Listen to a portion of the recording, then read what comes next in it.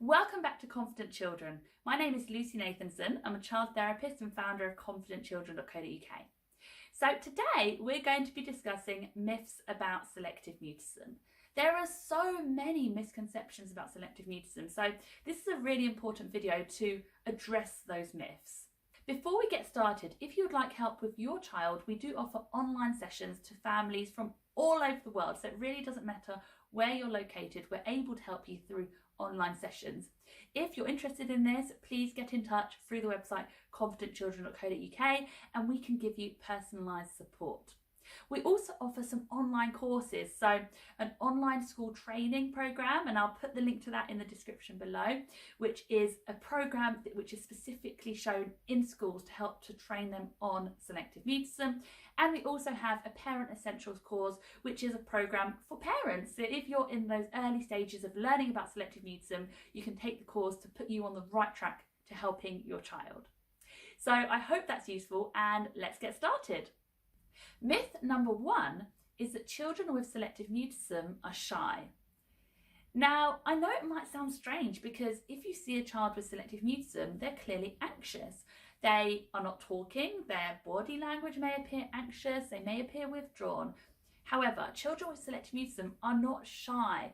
Because selective mutism is very dependent on the situation, they may appear anxious and shy in specific situations where they're not talking. However, if you see them where they're comfortable, so if you see them in their, for example, home environment with their family, close family members, maybe their parents or siblings, they would not be shy. Quite often they are the loudest, most comfortable, confident child in the house.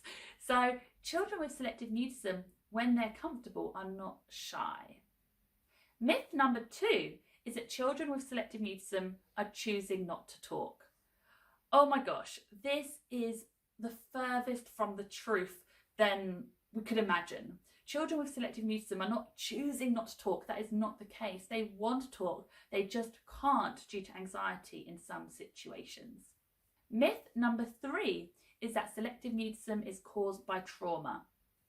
There is no evidence to suggest that selective mutism is caused by a child having a traumatic experience. It's just simply not the case.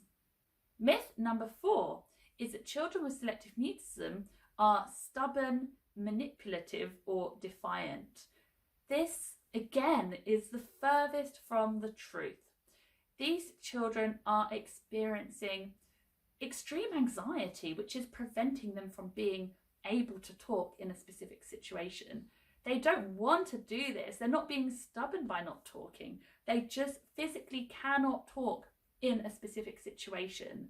They just can't do it. They're not choosing not to do it, and they're definitely not being stubborn or defiant or manipulative by not talking. That's simply not the case. They just can't do it because of anxiety.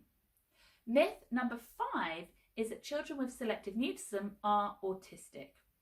Now, of course, there are children who have comorbid diagnoses, for example, selective mutism and autism. However, there are many children who just have selective mutism because selective mutism is a standalone condition. The misconception is because some children with selective mutism struggle with certain things such as social interaction and eye contact when they are anxious. But when they're comfortable, so for example in their home environment, they don't struggle with these areas. So it's not that children with selective mutism are autistic, it's just that they may present with some similar behaviours when they are uncomfortable. But this doesn't mean that they have a diagnosis of autism.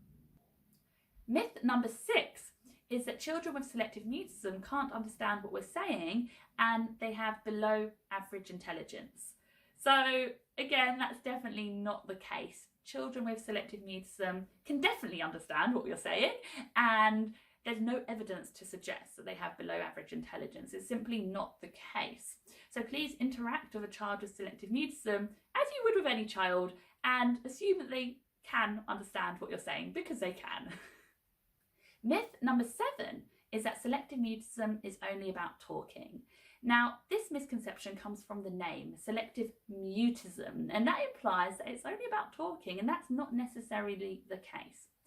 Because selective mutism is an anxiety disorder, anxiety often does extend beyond just speech, and some children with selective mutism may have additional worries that they struggle with, or some children find it hard to eat in front of others or go to the toilet at school. So sometimes there are additional anxieties beyond simply the talking.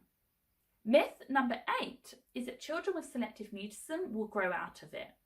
Now, unfortunately, this is not often the case, and it's really important that we discuss this myth, because if we think that a child will grow out of it, then we would just wait and just give them time.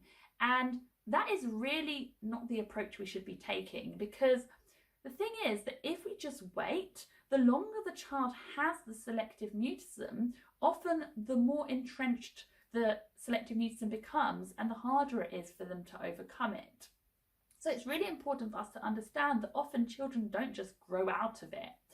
And it's really important that instead we take action to implement an intervention for these children to help them and support them in overcoming selective mutism, rather than just assuming that they'll grow out of it.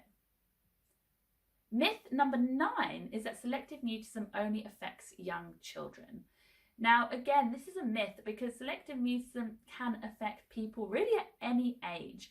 Usually it does first begin in childhood, but if left untreated, there are adolescents with selective mutism still, and even adults with selective mutism. So selective mutism doesn't just affect young children. And finally, myth number 10, children can't overcome selective mutism. Now, that's absolutely not the case. Children can and do overcome selective mutism.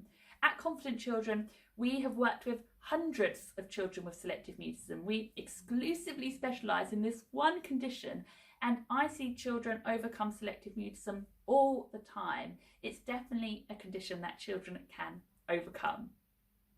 I hope you found this video useful. If you'd like more on selective mutism, please subscribe to this YouTube channel, and please like the Confident Children Facebook page, Confident Children Selective Mutism Therapy. And if you'd like help with your child, remember we have 2 courses, an online school training course, which can be shown to school staff, and a Parent Essentials course. I'll put the links to both of those courses in the description below. And if you'd like to book an online session with us, please send us a message through our website, confidentchildren.co.uk. Thank you so much for watching, and have a lovely rest of the day. Take care. Bye.